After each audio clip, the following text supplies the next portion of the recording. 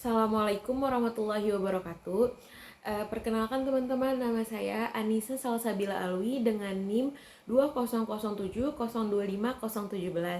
Pada kesempatan kali ini, saya membuat video ini guna memenuhi tugas akhir dari mata kuliah Ekonomi Moneter dan Kebank Sentralan. Nah, pada kesempatan kali ini juga saya akan bahas tentang apa itu inflasi. Selama ini kita sering mendengar inflasi gitu, tapi kita tidak mengetahui arti sebenarnya atau makna sebenarnya dari inflasi tersebut, teman-teman. Inflasi itu dapat diartikan kenaikan harga barang dan jasa secara umum dan terus-menerus dalam jangka waktu tertentu. Jadi inflasi itu nggak mesti dalam nggak inflasi itu tidak untuk satu barang, teman-teman, tapi itu kenaikan barang secara umum yang ada di pasaran, teman-teman. Misal ada disebut dengan inflasi bulanan, berarti itu inflasi yang terjadi dalam kurun waktu 1 bulan. Ada juga yang disebut dengan inflasi triwulan.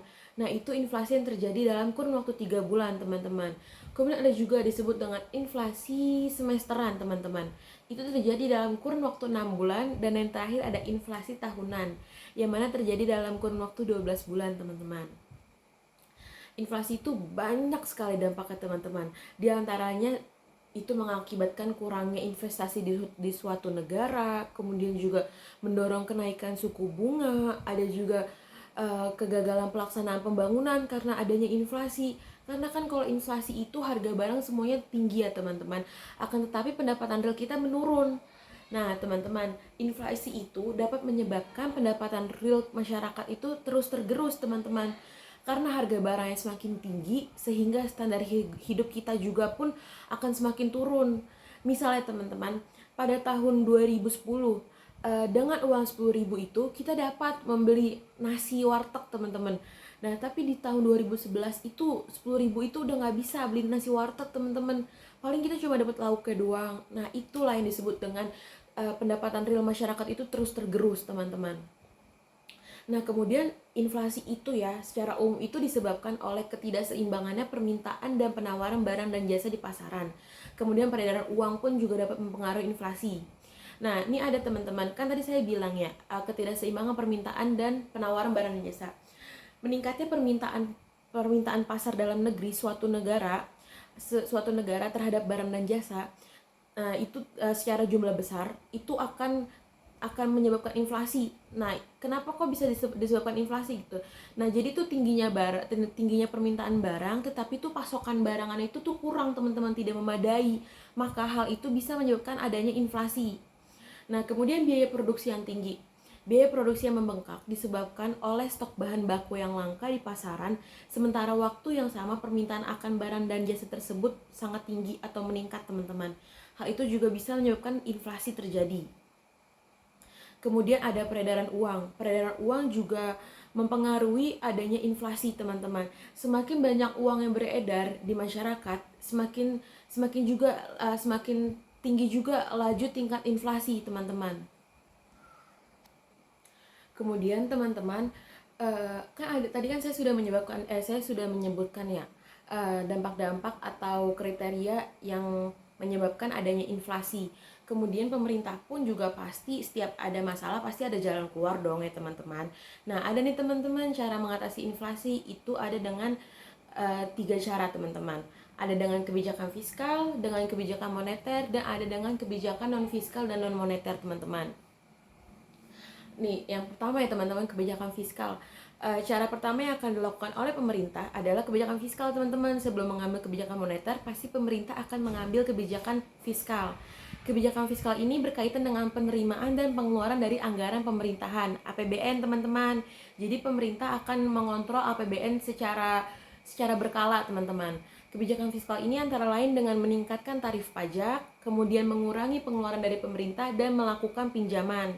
Nah, yang kedua nih, semisal di kebijakan fiskal tapi nggak ada impactnya gitu untuk inflasi tersebut. Nah, pemerintah akan mengambil cara yang kedua, yaitu kebijakan moneter. Kebijakan moneter menjadi salah satu cara mengatasi inflasi yang bisa dilakukan oleh pemerintah. Kebijakan moneter atau kebijakan keuangan bisa dilakukan dengan menambah ataupun mengurangi jumlah uang yang beredar. Jadi pemerintah melakukan kebijakan moneter, teman-teman, yaitu dia mengontrol jumlah uang yang beredar. Semisal pemerintah mau menarik uang dari peredaran masyarakat, itu bisa teman-teman dengan cara bank sentral itu menaikkan giro wajib minimum, yang mana nanti bank-bank umum pun juga akan menaikkan giro wajib minimum. Nah, dari situ kan uang-uang masyarakat ketahan ya, karena adanya GWM tersebut teman-teman. Nah, kalau semisal pemerintah mau menambah jumlah uang yang beredar, bisa aja teman-teman dengan menurunkan GWM. Dan itu masih banyak lagi, tapi pada kesempatan kali ini saya kan hanya membahas inflasi ya teman-teman. Jadi saya lebih fokus kepada cara mengatasinya aja teman-teman. Kemudian ada dengan kebijakan non fiskal dan non moneter teman-teman. Selain menggunakan kebijakan fiskal dan kebijakan moneter, pemerintah juga bisa menggunakan kebijakan non fiskal dan juga non moneter. Kebijakan non fiskal dan kebijakan non moneter ini dapat dilakukan dengan beberapa cara.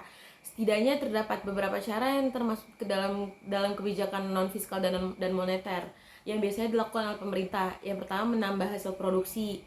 Pemerintah akan memberikan kebijakan-kebijakan yang bisa meringankan para pengusaha. Terus kemudian ada juga dengan mempermudah masuknya barang impor teman-teman. Tidak semua barang bisa dipenuhi oleh produsen dalam negeri. Untuk itu mempermudah masuknya barang-barang impor menjadi salah satu solusi untuk memenuhi kebutuhan dalam negeri. Hal ini dilakukan dengan cara menurunkan pajak, juga mempermudah perizinan barang impor. Kemudian juga ada menstabilkan pendapatan masyarakat teman-teman. Menjaga pendapatan masyarakat agar tidak naik juga bisa menjadi salah satu cara untuk menekan laju pertumbuhan inflasi yang tak terkendali.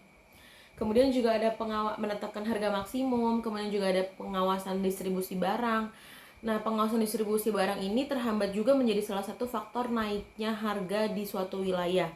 Permintaan yang besar tidak diimbangi dengan jumlah barang yang terbatas akibat terhambatnya proses distribusi barang. Dengan melakukan pengawasan sebagai salah satu cara mengatasi inflasi, diharapkan barang tersebut bisa cepat didistribusikan kepada masyarakat, teman-teman. Dilihat dari faktor-faktor yang menyebabkan inflasi, inflasi disebabkan permintaan, sisi penawaran dan ekspektasi ya teman-teman. Penyebab inflasi juga bisa dengan faktor permintaan, tadi kan saya sudah sebutkan ya. Terus ada faktor penawaran atau disebut juga dengan cost push inflation teman-teman. Kemudian juga inflasi disebabkan juga bisa dengan campuran, dan kemudian bisa disebabkan juga dengan ekspektasi ya teman-teman. Nah, sekian dari materi yang saya sampaikan ya teman-teman. Kurang lebihnya mohon maaf, mohon dimaafkan. Sesungguhnya kekurangan datang dari saya dan kesempurnaan hanya milik Allah Subhanahu wa taala. Billahi fisabilil haq fastabiqul khairat. Wassalamualaikum warahmatullahi wabarakatuh.